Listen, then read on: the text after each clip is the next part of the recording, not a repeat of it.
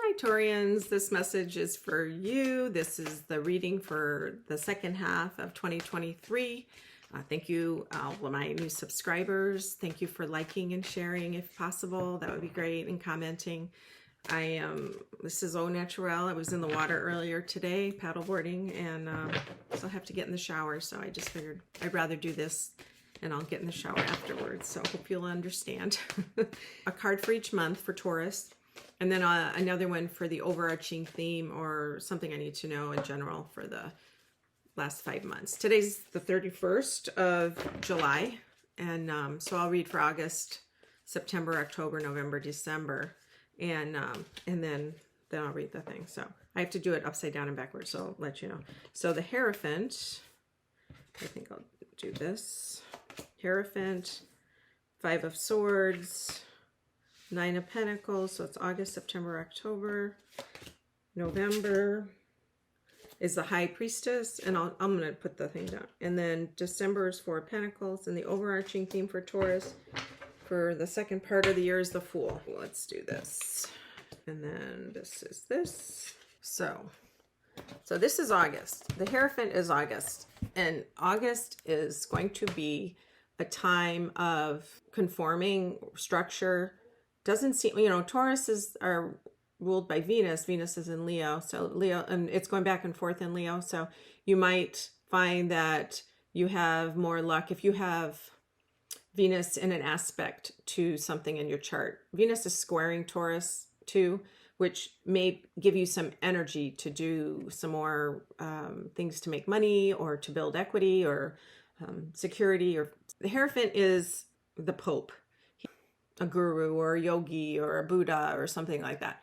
And this is August for you. So you might be getting into a spiritual place where you feel, Taurians tend to focus on what they can grow and build, and which is great. We need Taurus people, which is fine. But I think for you, you're going to find a spiritual aspect to that growth in your daily life, or you might get involved with your church more or some sort of spiritual practice, which is quite possible. Or you might run into a wall a little bit when you want to do something different with spiritual life, like a church or large institution leadership that is saying, well, you can't do that. That's not what's done.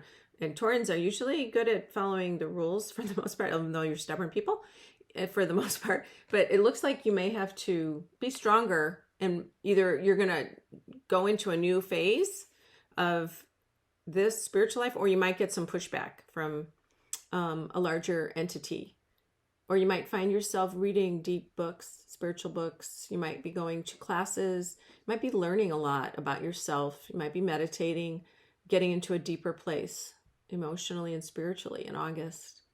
And it feels really good because it helps you be your true self, be your authentic self. Good, August. September, you might have a pause in your spiritual growth, and you're getting a little, there might be somebody that, let's see, I don't think it's that big of a deal, but there may be somebody that is going to take away, not necessarily really hardcore things, but something you might be missing.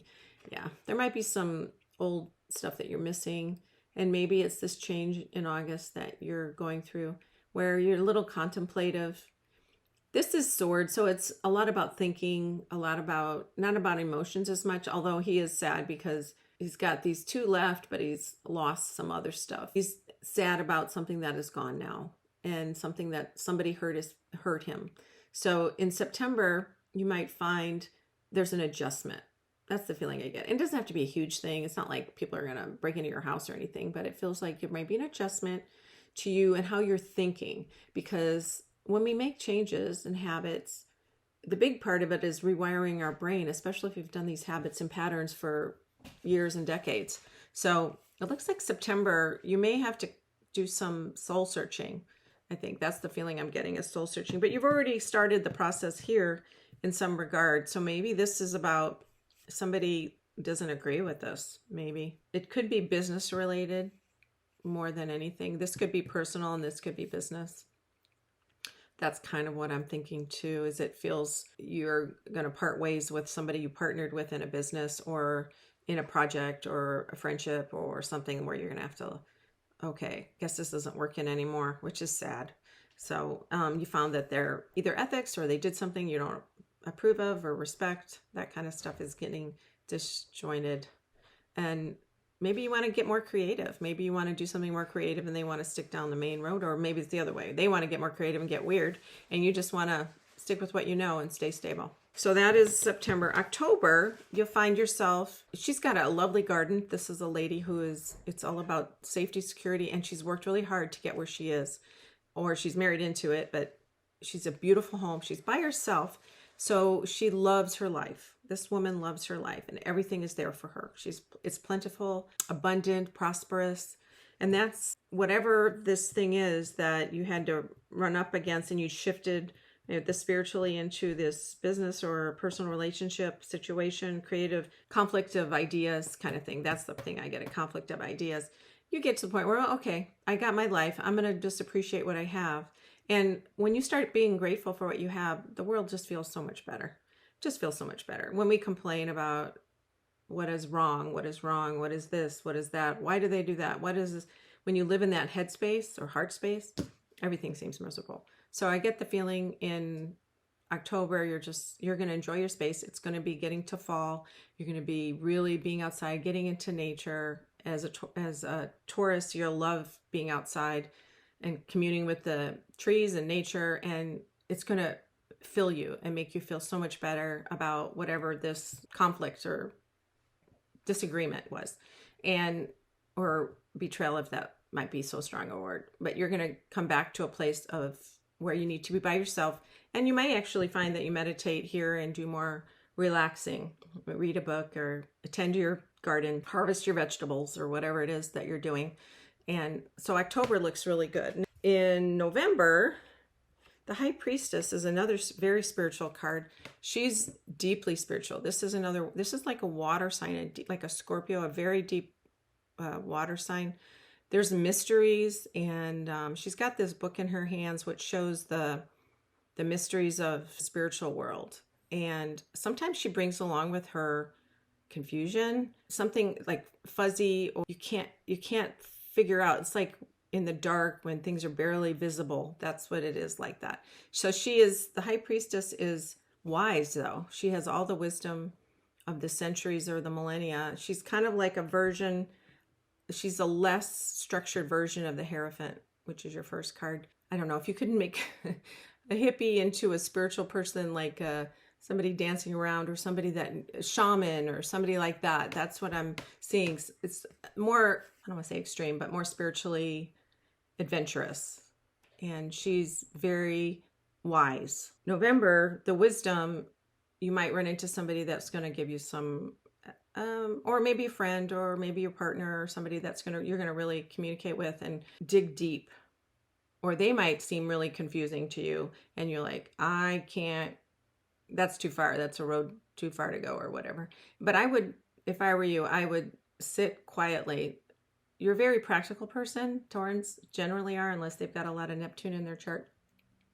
Very practical people. So somebody like this is confusing. The energy might be where you don't know if you're coming or going, kind of the situation. So stop, sit, and go back to this situation where you're in nature. You calm yourself, you can meditate, or you can write in a journal, or talk to God, pet your dog, whatever it is, and just get in that nice, quiet space where you'll get energy from a very calm, peaceful place, in case you get confused. But opportunities for you to like really expand emotionally. And then December, it looks like you're going to be reining it in a little bit, going back to your nature of making sure you have all your ducks in a row, T's crossed, I's dotted.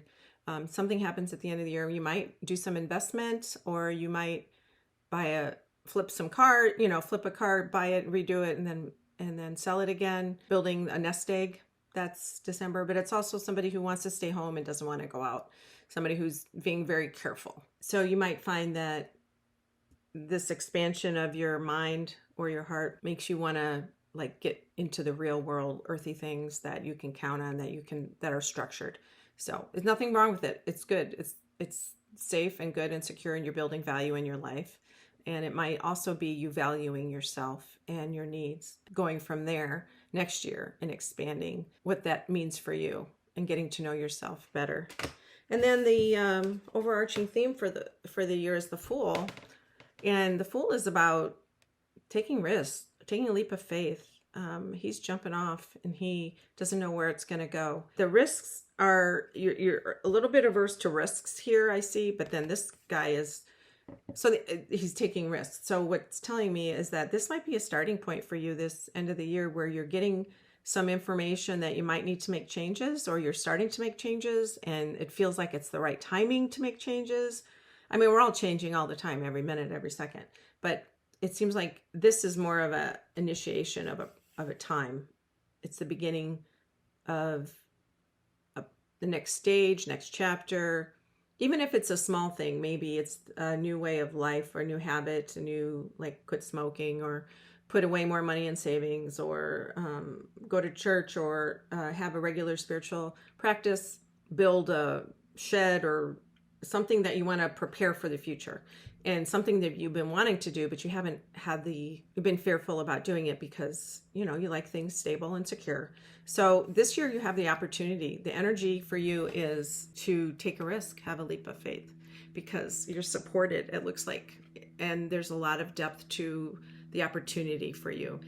You just have to tiptoe out into the world, try new things, maybe say yes to the things that you don't usually say yes to.